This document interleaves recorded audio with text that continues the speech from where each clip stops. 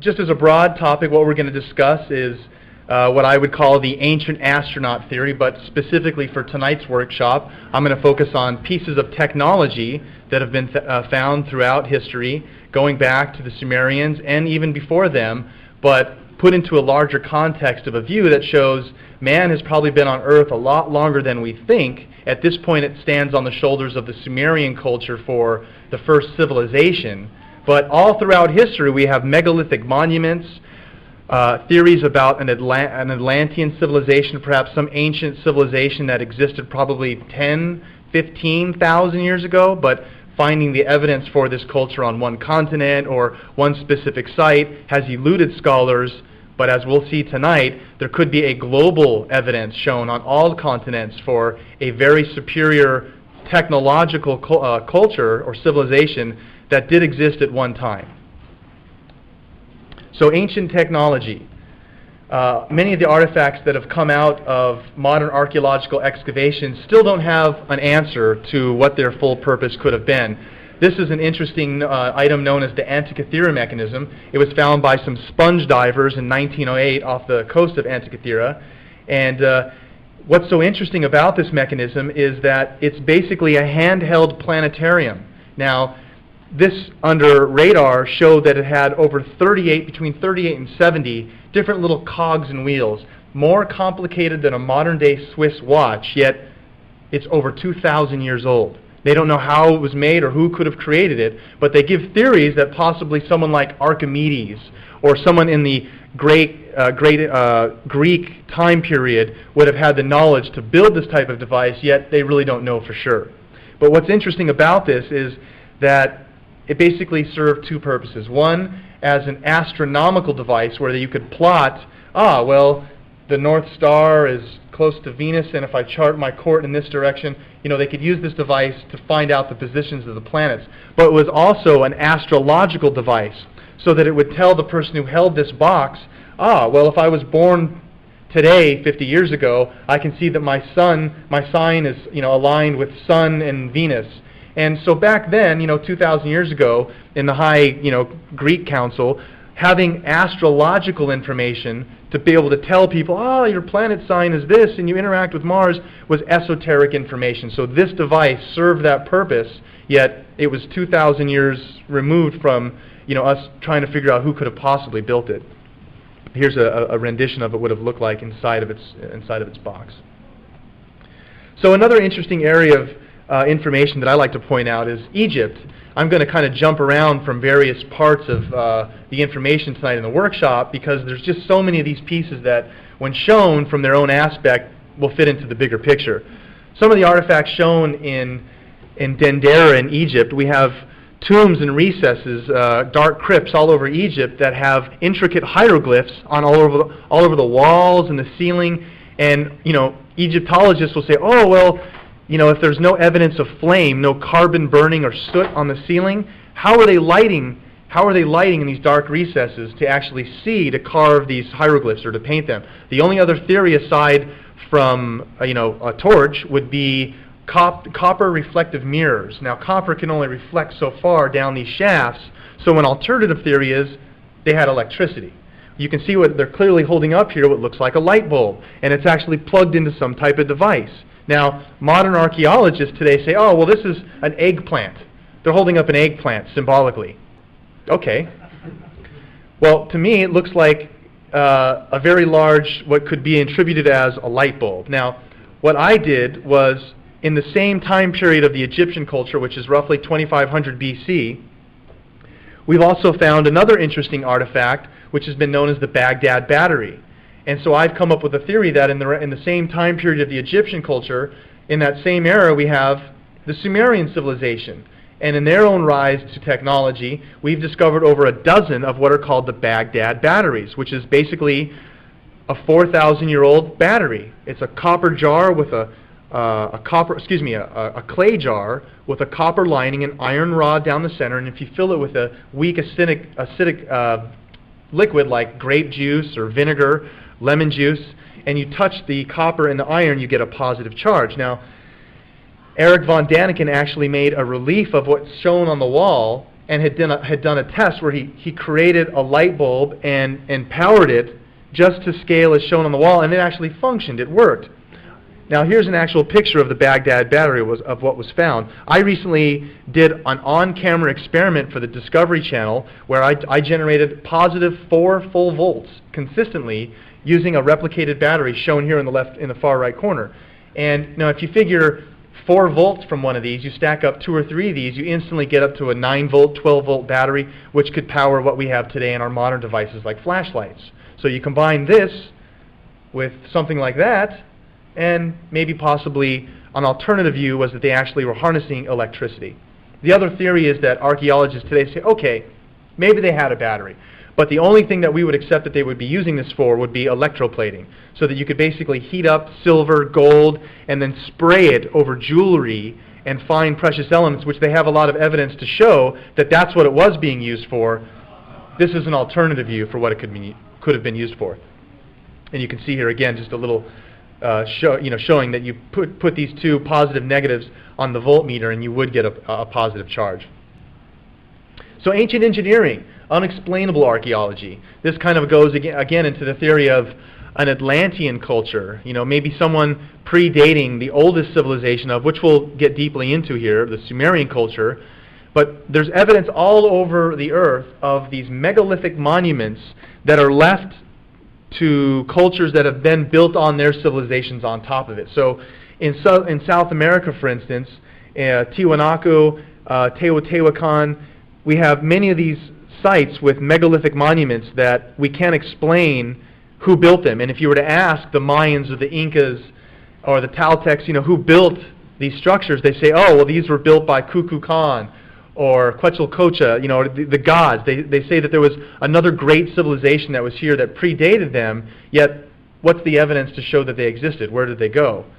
So what I point out is that we have these megalithic structures all over the earth that when looked at closely, there's no explanation for how they got there.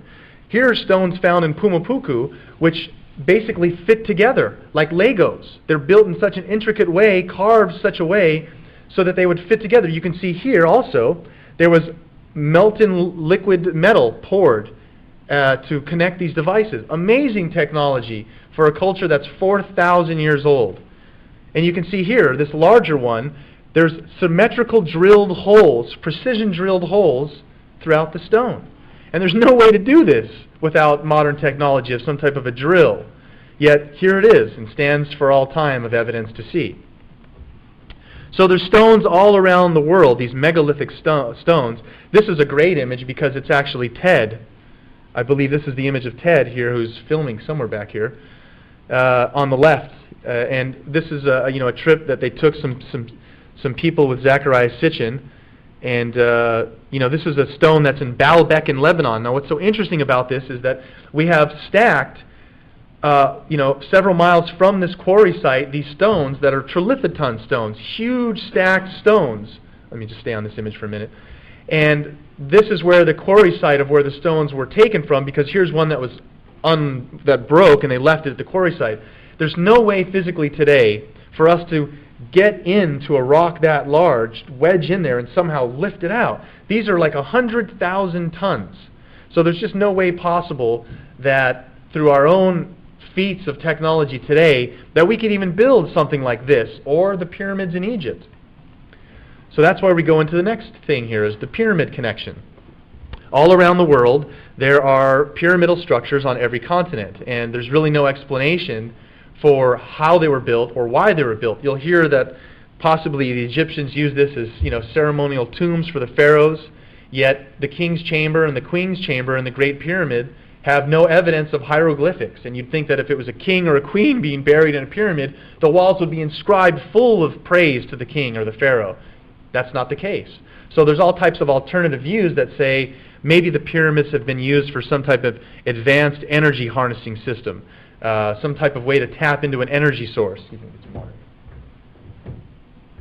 But we really don't have an answer for who really built the pyramids or what their purpose was.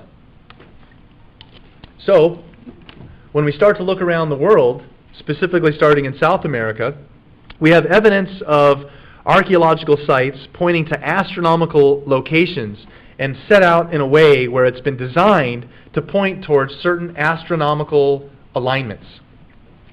What's really interesting about the South American pyramids is that it's theorized that there's literally a pyramid for every planet in our known solar system, and that these actually are plotting the various planets that we have. Now, this isn't a widely known or accepted view, but the interesting thing is that these pyramids are known as the Pyramid of the Moon, the Pyramid of the Sun. They do have a correlation to an astronomical terminology. So it's an interesting layout when we look at the sophistication and the grandeur of something built by a culture that's, again, what we don't attribute to, Stone Age cultures or primitive technology, yet they have knowledge that's been displayed in a way where now with our sciences and understandings we can look at this and use radar and mapping, look at the telemetry and say, well, wait a minute, how could they have known that this is actually 1/10 of a degree off to the true north? So some of these pyramids, again, the Great Pyramid of the Sun, it's a very interesting coincidence that the base of the Pyramid of the Sun and the base of the pyramid in Giza are very close in scale.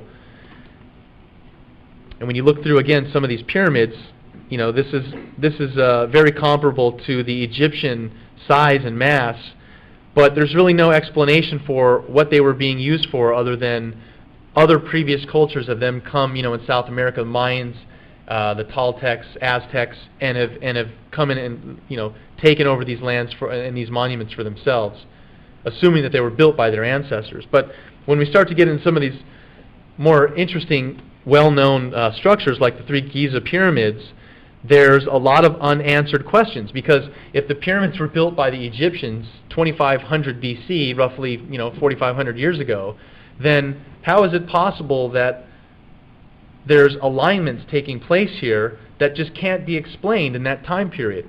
What we have here is satellite data that shows the 3 Giza pyramids, and then what we have is a constellation of Orion, the 3 stars of Orion, so that in the year 10,500 BC, using computer mapping software on your PC, Redshift, various programs, you can chart where the stars are going to be in the heavens forwards in time and also backwards in time, so that maybe in a week from now I can say, oh look, Orion's going to be right above my house. Cool, I can go out and see it. You can also roll the clock back in time, and it turns out in 10,500 BC, the pyramids form a terrestrial map of Orion.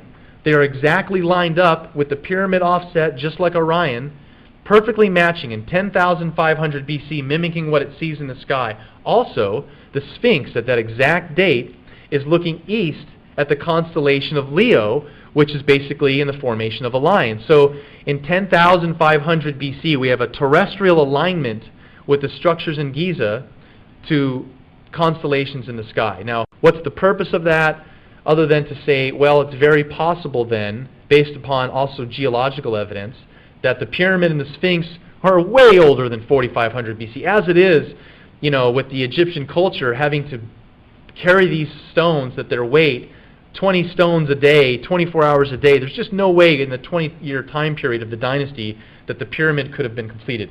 But it's interesting to also note that the Sphinx has very significant weathering on the sides and walls of the Sphinx enclosure, where it's been heavily inundated with rain. Now, there's no evidence for rain on the Giza Plateau for maybe 10,000 years. So it starts to line up a different picture for, we look at all these structures all over the earth that have megalithic precisions to astronomical alignments, where all the cultures previously coming in contact with this say, oh, well, our ancestors built this, and it's a power of their revered knowledge. But basically all they can do is point to the gods that taught them this information. So one of the things that I'm going to start to lead and show you is that if you're an ancient person living in a clay hut and using stone tools, and all of a sudden you see a firmament in the sky, or Ezekiel wheel within wheels and some type of craft is ascending, and a being steps out and says, hello. They didn't understand. And they said, you're a god. How can this be? Now, these same reports happening today, we call them alien abduction. And there's just a much higher level of involvement on, society's acceptance of this idea. But as you'll see, it's not such a far-fetched idea when we start to look at all these artifacts and evidence that point to the fact that ancient man was witnessing and had knowledge that they couldn't have just learned on their own. Here's an unfinished pyramid in Egypt, which is a very interesting undertaking. They saw that the sides of the pyramid started to slant in a direction where they couldn't support it, so they stopped building. So another interesting part of this, again, is the ancient astronomy. A lot of these megalithic sites are aligned to astronomical precision points. So when we look at some of these cultures, the Egyptians and the Sumerians, and dive into this knowledge, the 12 houses of the zodiac, where does this information come from, and what does it actually mean? What was it being used for? What's the significance of this? One thing I would state is the Sumerians, as we'll talk about here, being the first civilized culture to show up, were the ones who actually were the first ones to denote 12 parts of the heavens and divide them into zodiacs. And the way this works was very simple. Just like you would hear, we're in the age of Aquarius or in the age of Pisces. The way that would work was simply that right at the time of heliochal rising, which is when you go out early in the morning and the sun is just about to pop up over the horizon, it hasn't yet, and you can still see the stars against the backdrop of the sky. Well, what happens is when the sun starts to rise, if you can see, for instance, the constellation of Aquarius, whatever constellation the sun is rising in front of, you say, oh, we're in the age of Aquarius, we're in the age of Pisces. So it's a very interesting division of the heavens into 12 parts, but this knowledge is shown to have been held by high priests and courts from cultures, not just the Greeks and the Romans or the Egyptians, but it goes way all the way back into the Sumerians, as I'll show, having the first invention of this knowledge. But some of these cultures show knowledge of astronomy that it boggles, and it really is hard to put into perspective. The Egyptians, for instance, have not only a view of the 12 houses of the zodiac, or a divisional breakdown of the heavens, but they also took a much farther back view and had artifacts and replica elements that actually showed our position within the universe, where it wasn't just our solar system or our galaxy. It was a whole breakdown view, much larger out, which would show various other points in the universe. And these were inscribed on tablets and stones, where archaeologists have now broken down and visually found representations of the zodiac signs, but in a much more narrowed down view, where the view is in a much more expanded view of what they're explaining, and they've only identified the symbols that we know of in our zodiac, but it's a much more larger view that encompasses an astronomical layout that boggles modern archaeologists, and they really aren't able to accept a lot of the things that are presented, which we'll get into. So these artifacts still on display, and again, the archaeological community will accept zodiacal symbols, but the large view of how they could have known the position in the universe or in our solar system really just kind of boggles modern science. So you can see various points of reference for these diagrams and the clarity of what they're showing. This is one zodiacal set, just like it would be changing in a calendar. So again, the division of the heavens into 12 parts, a very interesting number, 12. Why 12? Where does this information come from? And as we'll see, the number 12 is a very pivotal number of information stemming from the Sumerian culture. Now, this is a Sumerian tablet that's roughly 4,500 years old, and you can see that it has symbols representing like the scorpion, and you can see the turtle there and various other symbols that are known to be astronomical symbols. The turtle isn't one, but various astronomical data coming out of the Sumerian culture, where this was the earliest known sources of this information. So another interesting part of the tale for ancient technology coming out of these cultures, again, we have these megalithic monuments, astronomical alignments, and stories coming out from just about every culture on Earth of a time when man had interaction with their living gods. Just like in the Bible, we hear about there were once a time when there were giants upon the earth. So what we also have is all around the world we have depictions of flight, meaning artifacts, depictions, wall reliefs that show man depicting what he viewed as flight. Now, again, if you're living in a clay hut and using stone tools, anything flying in the sky was alive. It was a bird. They didn't even have hot air balloons. So when we have these depictions of flight, and more specifically people coming down with the power of flight, it starts to raise the question of, well, what were they trying to tell us? Were they looking at birdmen? No. Interestingly enough, though, archaeologists, when they first started doing excavations in Iraq in the late 1800s and early 1900s, the archaeologists see all these wall reliefs and descriptions of what the Sumerians called their gods, which was labeled Anunnaki. And the term Anunnaki just simply means those who from heaven come to earth. But the archaeologists didn't understand what the Anunnaki could have meant. They're pulling out tablets that show descriptions of the outer planets, the distance of the outer planets between, how far is the distance between these planets. We didn't discover Pluto until 1930. So in the early 1900s, archaeologists start finding all these relics of the Anunnaki. They labeled them birdmen and said, oh, well, this is the Sumerian legacy of their mythology, talking about how they inscribed their creation myth. And so here's the change of information that we take from scholars like myself and Zacharias Sitchin, Eric von Daniken, is that modern archaeology says every culture has a creation myth. It's a story told to young children about how we get here. Well, what if these stories are actually fact, based upon ancient man's references available at that time? Anything flying, alive in the skies wasn't something they could attribute with a technological reference. So they would give it as a spiritual reference to say, wings, power of flight. Just like the Egyptians and the sun god Ra, this is carried over, but the original view of this winged disc, which we'll talk about further as we go into this, but this description by the Sumerians of a winged disc was something that carried over into other cultures like the Egyptian culture and Akkadian cultures as this symbol for some type of divine intervention coming down and using this form of symbology. This is a Sumerian god known as Ishtar, or also Inanna, that came down, and there's actually a Sumerian tale of how Inanna liked to fly the skies of earth, and one day she chose a Sumerian king, Gilgamesh, that she found attractive and wanted to take him up into her abode in the sky, and he said, "Thank you, but no thanks, because all the men that go up with you never come back and are turned up dead, so thanks, but no thanks." And this is an actual Sumerian tale that's, talking about Ishtar. Very interesting things that come out of the Sumerian culture that we still use today. They have over 100 of the firsts attributed to what we use in the civilized culture: courts, laws, systems of judges, school education, medical science, astronomy, agriculture, writing, mathematics, and information about their living gods as to how they attributed all the information they gained. They said they learned from the Anunnaki. So looking at some of these other references for the power of flight, looking at the Egyptians and the Sumerians, we also have cultures around on other continents. Here's another thing found in a tomb. This was found in the tomb in Saqqara, Egypt, found to be dated around 200 BC. And the Cairo Museum basically labeled this a wooden bird model until someone that was doing excavations and was interested in artifacts that showed power of ancient technology or power of flight from various cultures said, hey, look, there's other artifacts that maybe show this could be a representation of an airplane.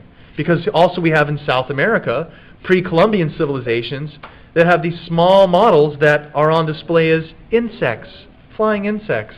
Well, when we put it into a larger perspective, we could start to see that there might be a similarity being shown here of artifacts being displayed by ancient man, where maybe ancient man wasn't actually piloting these craft, but it's something they were seeing and were trying to replicate. Now, here's another fact that I would point out, is that we have something today's cultures call a cargo cult. So right after World War I, when American soldiers flew into remote areas like southern Africa and came across Aboriginal tribes, they land in their prop plane and get out and light up a cigarette and have a voice recorder and step up to the Aboriginal and they record his voice and play it back to him, and he's amazed. A voice recorder and lighters and flying machines. They thought they were gods. And so when the soldiers packed up their camp and left to come back here, the Aborigines made straw models of these planes and scraped away runways and started worshiping the plane in hopes that the gods would come back. So that same story is shown here by ancient cultures, where they must have been witnessing something by trying to replicate and explain, but with only the knowledge they had available at that time. No technological references, only spiritual or things in nature, by giving it wings to say it had the power of flight. So very interesting artifacts. Here's another one found by Zacharias Sitchin, held in a Turkish museum, and it was not on display. The curator was convinced by Zacharias Sitchin to put it on display and label it, the headless. Actually, I'm not sure. I think it's just an unknown description, but Sitchin in his book labels this the headless spaceman, and you can see it has very rocket-like characteristics, very similar to the space shuttle. But in here, where we see the thrusters in the back, it looks like there could be a gentleman seated, only he's missing a head. So they call it, the headless spaceman. But very interesting artifact that just appears where's the reference point? Well, we're starting to see a perspective here. Another interesting artifact that just found some interesting relevance of rising up to something in the sky. No real significance other than I just thought it was an interesting artifact. So another area of getting in more into the ancient, or more into modern times of ancient descriptions of technology being witnessed. Yet, what's the start to look at some of these wall reliefs? It really starts to raise the question of, are these actually? Is it God that they're witnessing, or is this possibly just their understanding of their lack of understanding for interpretation of what they were witnessing? Here's another interesting painting of the Madonna, and by, I believe it's St. Giovanni, and you can see here, very interesting religious painting, but as a backdrop to the painting, watch this. Look over her left shoulder. You see a gentleman with a dog shielding his eye and looking up in the sky at something. What could that be? Well, it looks very much to be some type of glowing or gaseous emitting craft that has enough attention so that the dog and the gentleman are looking up. And the artist made such a point to put that type of detail into the picture. And a lot of these artifacts are shown throughout religious artwork and in Renaissance artwork that really hasn't been scrutinized or looked at from this angle of what was the artist trying to tell us. Very interesting. And so this is nothing new. There are stories all throughout Renaissance artwork that to say that there were glowing shields in the sky that attacked us. And so these depictions put into a different context start to raise the question of, the same things that we report today as UFOs or unknown lights in the sky. We have a little bit more of a broader understanding of our views in technology to give a review of what we see. So when we go all the way back to the Sumerian culture, which is kind of the pinnacle point of what I focused on in my research, we start to see that even though the Sumerian culture is on record as being the first culture or civilization we have record of, there's texts that go way 10,000 years back in ancient India, and stories of Vimana and crafts that circled our Earth and let down smaller crafts, and stories of the gods, how they fought in our atmosphere around the Earth. But the only great civilization that we have as a complete civilized culture rests on the shoulders of the Sumerian culture, meaning they've left us artifacts, sites, the city of Ur, texts, a complete package to put into perspective what was going on in their time frame. So it's a very interesting tale because, as one of the famous authors, Zacharias Sitchin, has taught us, modern archaeologists will squabble over one phrase, over one word, Elohim, Anunnaki, and they didn't put it into a larger perspective of what the overall tale that's being told here of our history. So there's a lot of discrepancies for when we start to think about extraterrestrial intervention or theories not accepted by archaeology and mainstream science, because where is it? Show me the alien. Show me the UFO. Well, you just have to look a little closer and be open-minded to the fact that ancient man didn't understand technology. But put through the eyes of what we now understand as technology, were these actually gods that they were interacting with, or possibly just more advanced technologically and spiritual beings that came here and influenced us? I will say one other thing too is, the Anunnaki spoke about this, that they believe in a force greater than theirs, a life force, but a lot of people religiously, me being raised as a Christian, hard to grapple with the idea that there could be aliens or extraterrestrials possibly that had a hand in our creation. But that doesn't mean that they're the gods. It just means that they're the gods with the small g. Someone still had to create them. Where did the Anunnaki come from? So it just goes higher and higher up the chain of more unanswered questions. But we can clearly see that some of these stories told by the ancient cultures really do have a reverence of importance when put into the realm of these are events that actually took place. If Jesus, as a renowned spiritual being, was here, where did he come from? It's not enough for me to say he just came from heaven. I don't know where heaven is. So we find information put into a different perspective that gives us more details. The Sumerians have many tales that parallel biblical texts, and we'll discuss some of these. But for instance, the creation stories, how we got here. For instance, in the Bible there are 7 days of creation. It's a condensed story of how we got here. The Sumerians have 7 tablets called the Atrahasis tale of creation, a much more lengthy description, exactly paralleling the modern day description in Genesis, but it's on a stone tablet, 4,000 years before any written language. So a lot of these artifacts that we show and see in Sumerian form start to lead us down a path of, okay, well, wait a minute, what does this really mean? The Sumerians had a very ingenious way of writing, too. They basically took an oversized screwdriver called a stylus and would twist it and turn it in wet clay, and then they would take this clay tablet, stick it in something called a kiln, a stove, and would fire it up, making it into stone, literally keying that phrase, writing in stone. What's interesting, though, is with our 26-letter alphabet, we think we're so proficient, and the Sumerian cuneiform alphabet consisted of over 400 characters. Right out of the Stone Age, the first written language, you can look this up, people, the first written language is cuneiform script, 400-character alphabet. Nice.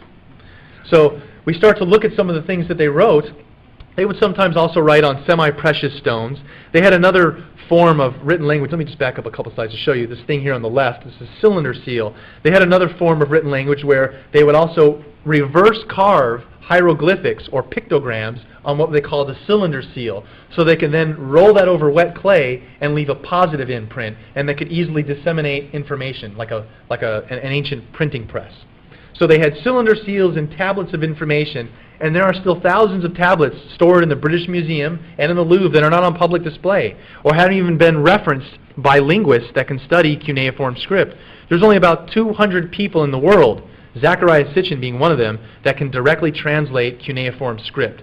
So there are thousands of tablets still left in archives of information that, as we'll see, could hold miracle information, medical knowledge. Maybe there's some plant that we don't know about you eat and it cures cancer. I don't know. But as we'll see, the information they bequeath in other areas about their interaction with their gods, the astronomical data that they had, we can the astronomical data at least, we can verify what they were saying. So some of the tablets recorded astronomical events over hundreds of years. They would be able to tell you cycles of what they were seeing in the heavens over hundreds of years. For instance, this is one of the tablets that there were basically high priests and what were called scribes. So a scribe was someone who could read and write cuneiform, very privileged honor. Not everyone could read and write cuneiform script. A priest would work with a scribe and would record sacred information, and whoever could read and write and know this would be able to tell you things like 50 years in advance on what specific day there would be a lunar eclipse, so that 50 years in advance they would know on this day there'll be an eclipse. And they recorded this information on tablets that we now have in our possession and can look at and say, wow, how did they know this? Well, another interesting feat is the mathematical system that they used. It's called sexagesimal.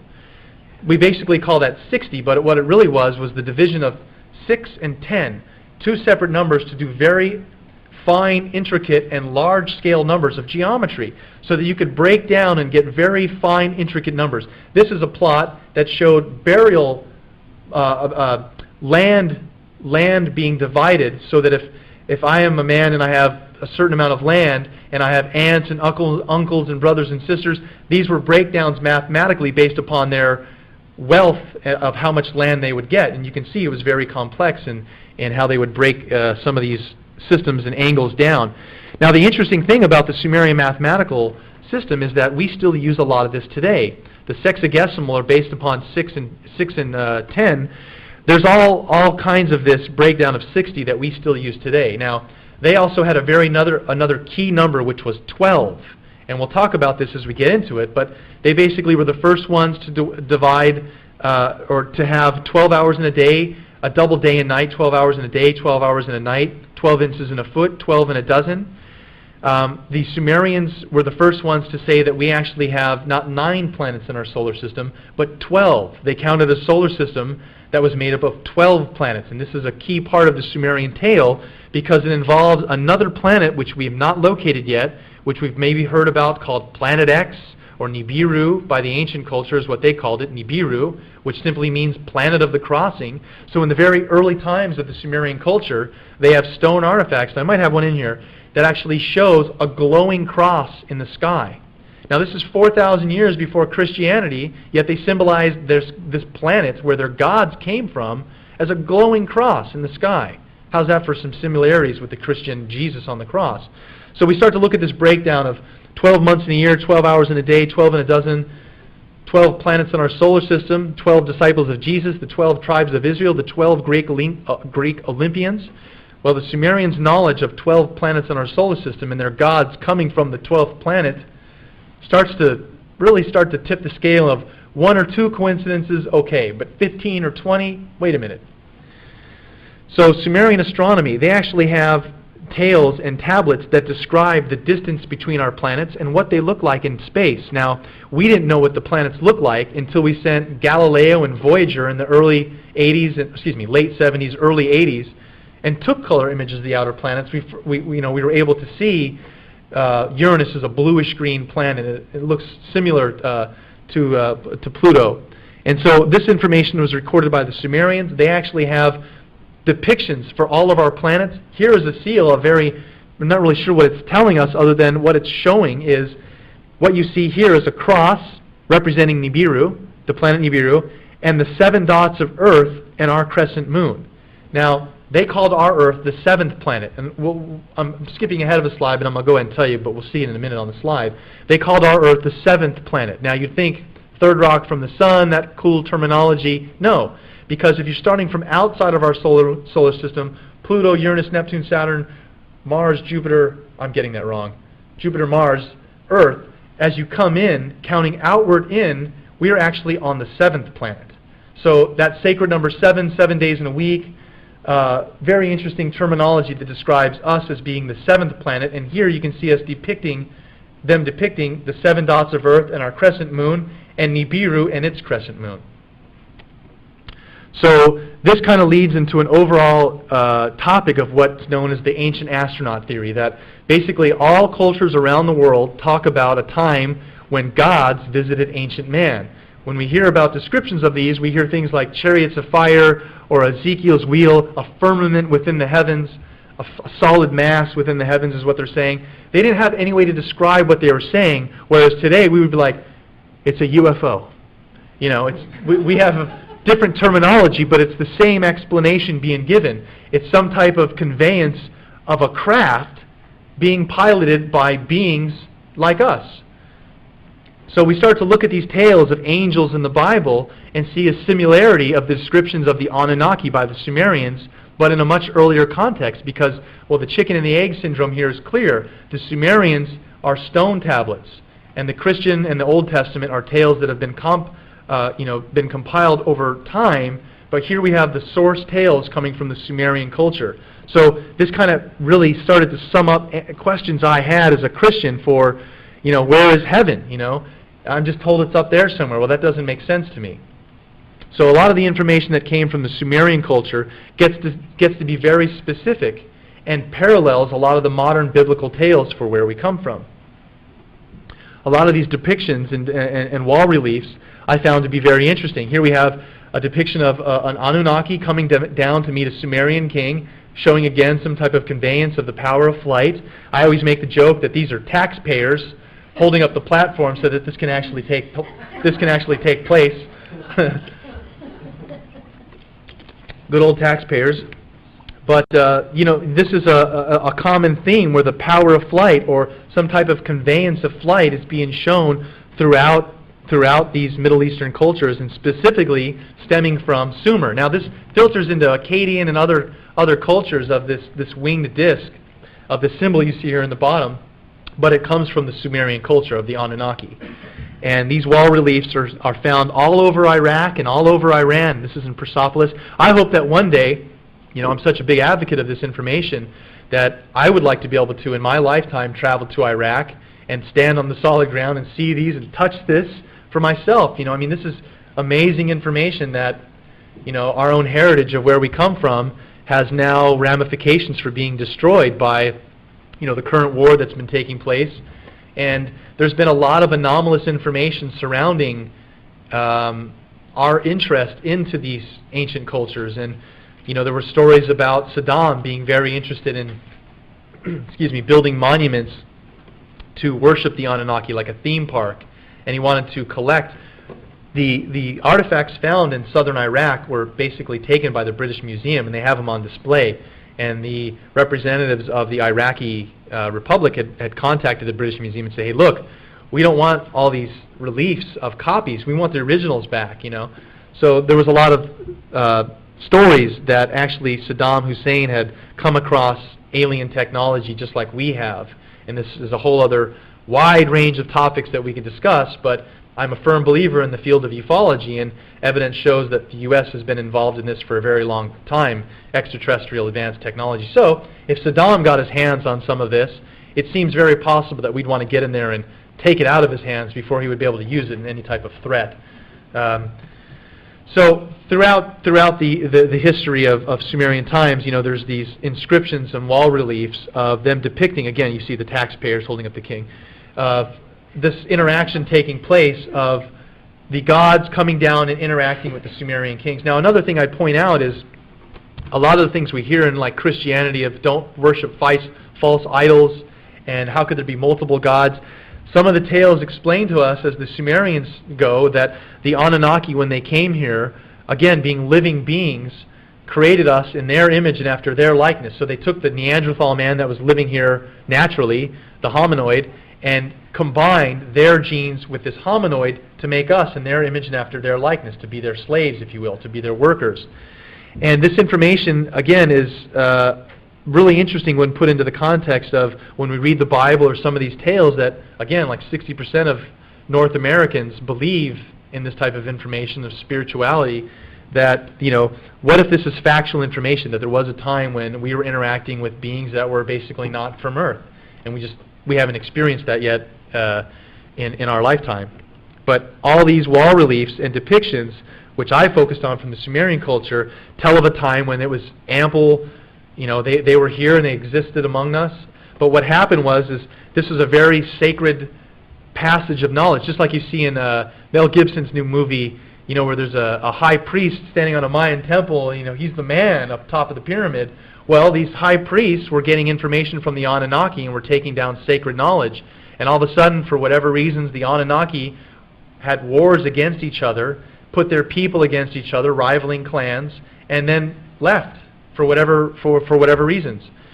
And so now these high priests are left in the position of, well, who do we worship? How do we go get our sacred information? And so it started to be that they would worship various depictions and wall reliefs of the various Anunnaki that come out of the Sumerian legacy of information that explain how you can see how they'd start to worship an idol of the god, where the priest would have no one to turn to because the god has left him with no other choice but to guide the people in the best way that he saw fit, which was, let's worship the statues, since it's the closest thing we have of them. But an interesting thing with what we see with the symbology here is, again, that they're depicting them with wings. Now, again, archaeologists said that these were birdmen, and they didn't understand what they were seeing. Well, I make the symbolic reference of saying they were just showing that they had the power of flight, because if we look at today's modern symbolic references for the power of flight, here we have Apollo 11, the first astronaut landing, and it's an eagle. Houston, the eagle has landed. I think even, right, we have this clip. Houston, the eagle has landed. Now, 6,000 years from now, I don't think people are going to look at the Apollo 11 patch and say, what were we doing, landing birds on the moon? No. We're just symbolically showing, right, that we had the power of flight. and it's the same thing that the Sumerians were saying for... Copy, get down, Eagle. The Eagle has landed. We start to see the similarities. It makes sense that, you know, what they were depicting wasn't that they actually had wings, it was to say that they had the power of flight. They didn't have any references for spacecraft or airplanes. The only thing flying again in the sky was something alive, a bird. So, you know, the only reference point again is to say that all of these references for the power of flight from ancient cultures around the world, when put into the context of maybe they were witnessing something in the skies that they only had to reference in the, you know, the knowledge base that they had, which was, you know, very simple terms. So now we jump into a term, you know, from the Sumerian information of, you know, if there was a great flood, what could have caused it, and what information do we have to support this type of a theory of a great deluge?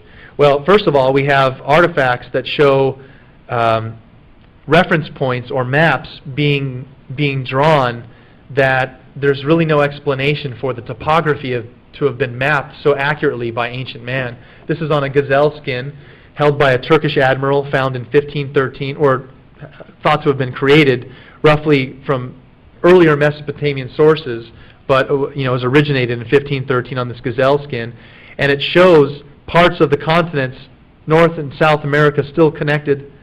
And we have other maps that show this same type of topography of Antarctica, right, where it's basically covered in ice over a mile thick, and you can't see the actual landmass underneath the ice unless you're using ground-penetrating radar, which we have today, to see, oh, this is the actual land continent versus the ice. Here it is on maps shown that there's no way they could have known the actual topography other than this was handed down to them by sources that say it came from Mesopotamian sources. Mesopotamia, Babylon, Sumer was the first civilization. So these sources again come from Sumerian influences of knowledge of maps and layouts for the continents that there's just no way they could have mapped this or known this without the aid of technology. So one of my favorite